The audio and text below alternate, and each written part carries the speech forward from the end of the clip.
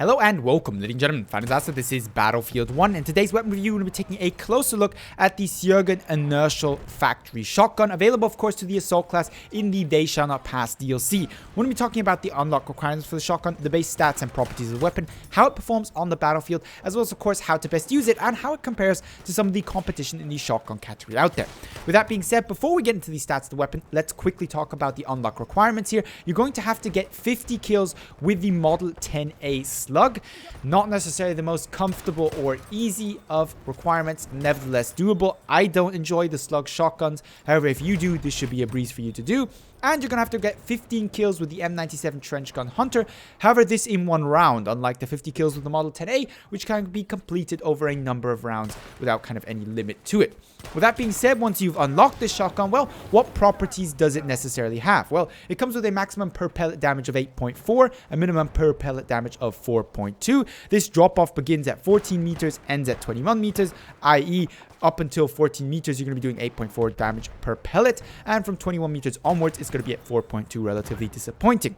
This comes paired with 13 pellets per shot, a low number, however, a high fire rate at 163 rounds per minute, which of course means some interesting things when we start talking about the one-shot potential of this shotgun. Unlike the 12G, it does actually have this one-shot potential, and this all the way out to 15 meters. However, at 15 meters, you're going to have to actually hit all 13 of your pellets to get your one-shot kill, and at 14 meters or below that, so that's to say from 0 to 14 meters, you're going to have to hit 12 out of your 13 pellets. Still a very steep requirement, which means, of course, the shooter is going to have to be accurate if he wants his one-shot kill potential. But we'll get into that a little bit later when we talk about effective use of the weapon. Other stats that we should mention when talking about the shotgun is, of course, its magazine size. You've got 5 cartridges to fire here through, relatively standard. Its reload is relatively good. Short reload is alright at 1.483 seconds. Long reload, that's to say to reload all 5 of your cartridges at 3.615 seconds, is also not too shabby. Moving on then to the recoil of this weapon, what I would think is to be one of the strengths of it, because it has, for a shotgun at least, when compared to something like the M97 or the Model 10A, relatively good stats for recoil, with a vertical recoil of 6 and horizontal recoil that's to the left and right of 0.5, a usual first shot recoil multiplier of 1. This gun is a lot more stable than your other shotguns out there. That's not to say that it doesn't kick significantly, but it kicks comparatively less to the other shotguns. And this is where we can start to get nicely into how to best use this weapon, because this lower recoil is vital to its effectiveness. Because when you look at this weapon initially, you may think, well, why on earth would I use this over the M97 Trench Gun? The M97 Trench Gun may have a slightly lower fire rate at 138 rounds per minute, but that's not that much. We're talking here about 25 rounds per minute. In shotgun terms, that's not a huge difference, but it has a lot more pellets per shot and a better, more reliable one shot. So why wouldn't I use the M97 over the Sjörgen Inertial factory?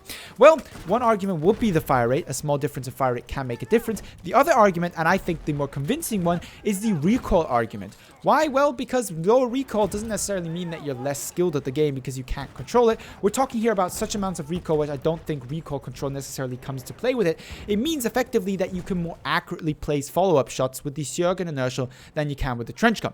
Now, you may argue that you only use shotguns for the one-shot kill anyway, and you never do follow-up shots, in which case you shouldn't be using either the M97 or the Sjörgen. You should just be using the Model 10A period. However, if you do use your shotgun occasionally for follow-up shots or for taking targets that are simply outside your one-shot range, as in practice all of us do, well, the Sjörgen comes with the benefit that you can place your second shot not only faster, but more accurately. And this is where we get into how you best use this shotgun. You can use this shotgun similar to how you would the M97 Trench Gun. Single fire. If you need a follow-up shot, well, then you put your follow-up shot down range, relatively easy and relatively accurately.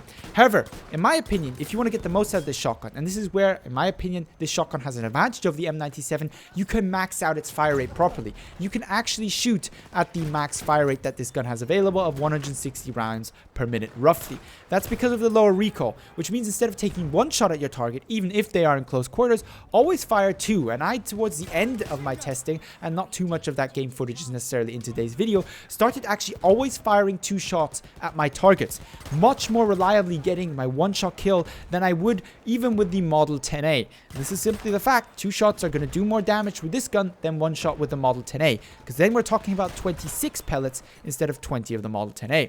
This makes for an interesting playstyle where you can essentially spam fire a lot more, but you are nevertheless relying on accuracy. And this is where the skill factor, in my opinion, comes into play. The Sjörgen is not an easy-to-use shotgun. It doesn't forgivingly give you one-shot kills, especially if you're going for those one-shot kills. However, with a little bit of tactics regarding, of course, magazine management, because if you do always require 2 bullets or you always fire 2 shots when trying to take out targets, you will have to manage your magazine size relatively well. You can get more out of this shotgun, in my opinion, regarding effective and reliable kills than you can with something like the M97 trench gun or even the Model 10A. That's at least my analysis of the shotgun. Where should you be using this? Well, today's video gives you a relatively good example of where and where not. Use it in close quarters. Argonne Forest or Amiens are great maps to use this shotgun. Don't use it on long open maps. Sinai Desert is maybe not the place you should be using the shotgun, unless of course you stay in the town like most of today's gameplay in that map actually comes from. With that being said though, how has your experience been with this Sjörgen Inertial Factory? I'd like to know if you like the shotgun as much as I do, or if you've decided to stay with the M97 Trench Gun or Model 10A Hunter. I'd also of course like to hear your future video suggestions for a possible Battlefield 1 videos. But with all that being said, I'd like to thank you very much for watching and hope to see you in the next Battlefield 1 video.